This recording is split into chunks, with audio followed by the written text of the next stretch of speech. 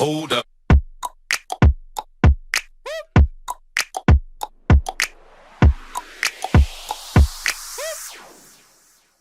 Hey SMU, I am so excited because today we are going to talk about how to generate killer graphics even if you are not a graphic designer.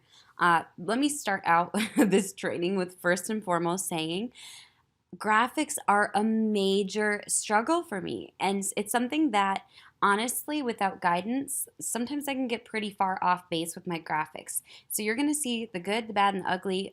When I create graphics without intention, with no direction, my graphics look something like this one right here.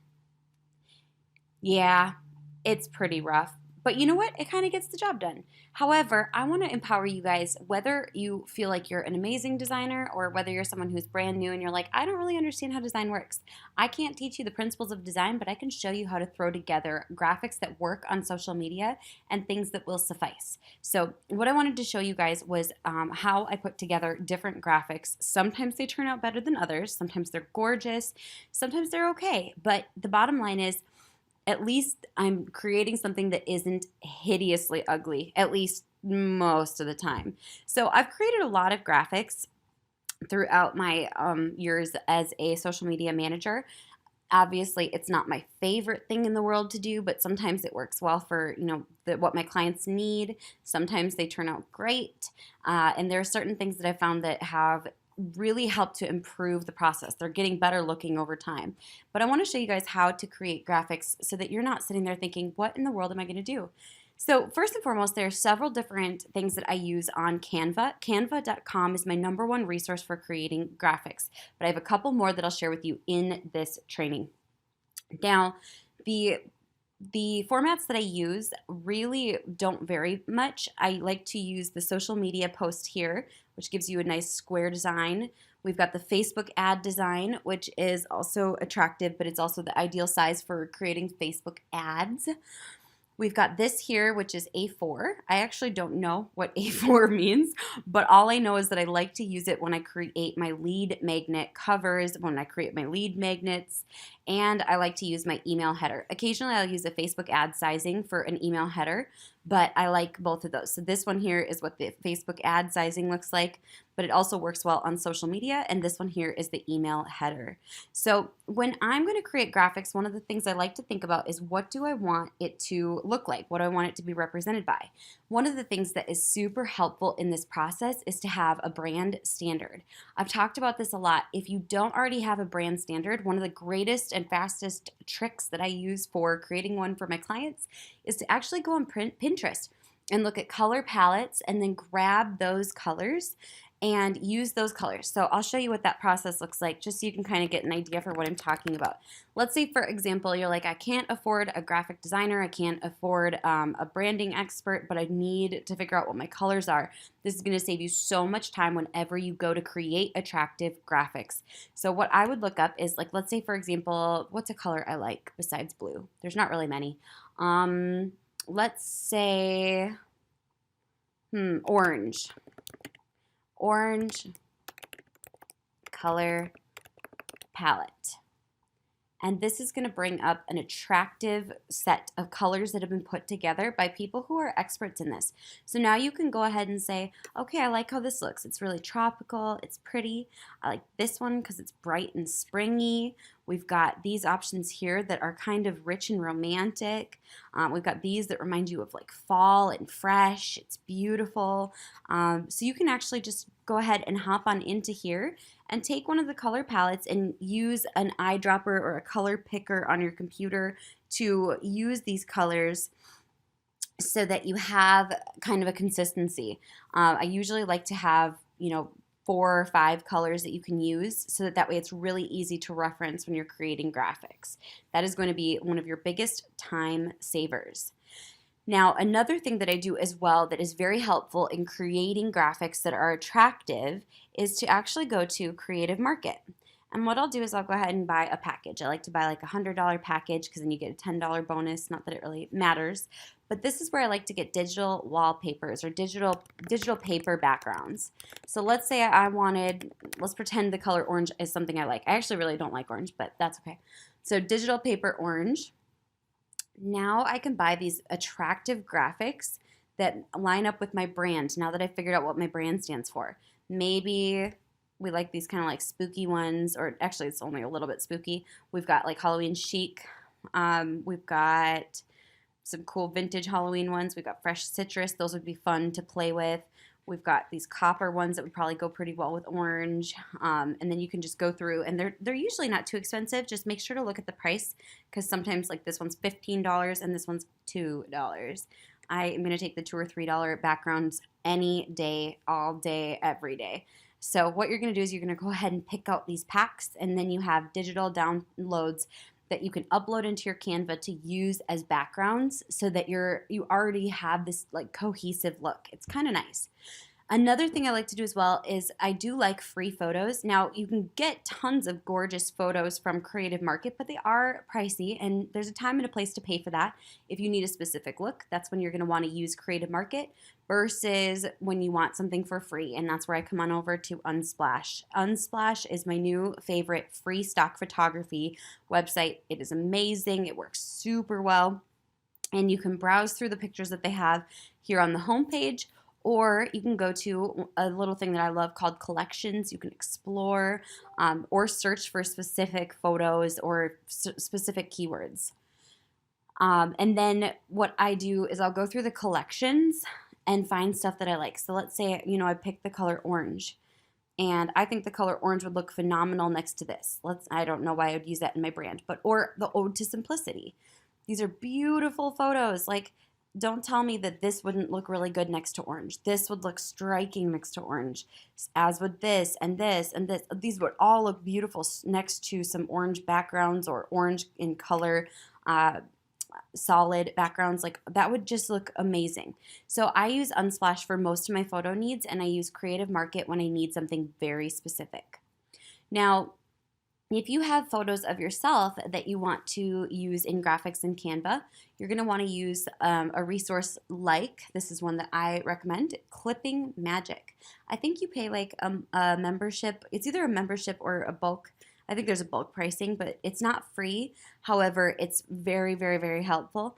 And what you can do is you can upload all your images and get a transparent background on them, so that you can put them over a digital background. It looks attractive. It looks more professional. And I do that for everything. I'm kind of a one-trick pony when it comes to graphics, or maybe two tricks. So let's say we're creating, first and foremost, a Facebook ad. I have one thing that I like to rely on for my Facebook ads, and that I don't really use these templates, but you can, and they're helpful. I don't use these for Facebook ads, it is, because I have a very specific formula that I like to follow. So I like to use a half and half rule. So let's say, for example, there are two different kinds that I would like to use. So let's say I wanted to do an ad that featured me and SMU. It's going to be almost half and half. See how that takes up almost half of the Facebook ad graphic? And then I'm going to use one of my digital paper backgrounds that I love. Now, I'm not going to use this one because there's a lot of yellow in the photo, so it's going to look a little off next to that. But maybe I would use something like this. Go ahead and arrange it, send it to the back. Now, it does look a little busy to me, so what I would normally like to do is probably put a little more of a plain background, or even just a solid color. However, this might work if I stretch it out big enough. There we go. Maybe, still a little busy. So what I'm going to do instead is I'm going to go ahead and fix up the background. You can use the ones that they have provided, and they do work. Like, that's kind of fun. Let's say we're going with the orange theme. Why not? Then what you're going to do is you're going to add text on this side. Now, if you're familiar with how to place text and how to space it, go ahead and do that yourself. Otherwise, I am a huge fan of these puppies right here. So you're going to go ahead and use these. And I like to have something catching. Free SMM bundle. Pretty cool, huh? It's that simple. And then you tweak the words to exactly what you want. You can go ahead and save it. Now, granted, this still, like I said, doesn't pop as much as I want it to, so we're going to go ahead and do something a little bit more drastic. There we go. That's looking better. Now, that's not branded within my colors, so I would definitely use a color that was more on point with my branding, and I know mine's like right around there. There we go. Perfect. Free SMM bundle. This is going to convert like crazy. So it's just half of the picture and half the picture, just about, and then their templated text with my own words. And then you can put something like, get the ultimate free SMM bundle. 25 tips for SMMs. Now, I use the same thing for when I create lead magnet designs. I actually go ahead and use the templates that they've provided in A4 because I find them to be really fail-safe. They're fail-proof. They really don't have a ton of issues. So what I'd like to do is I go through and I say, okay, I like this, and now I'm going to tweak it for my own needs. So let's say, for example, we're using this one here. That's great, but honestly, oh, this one has had issues for a while. We won't use that one then.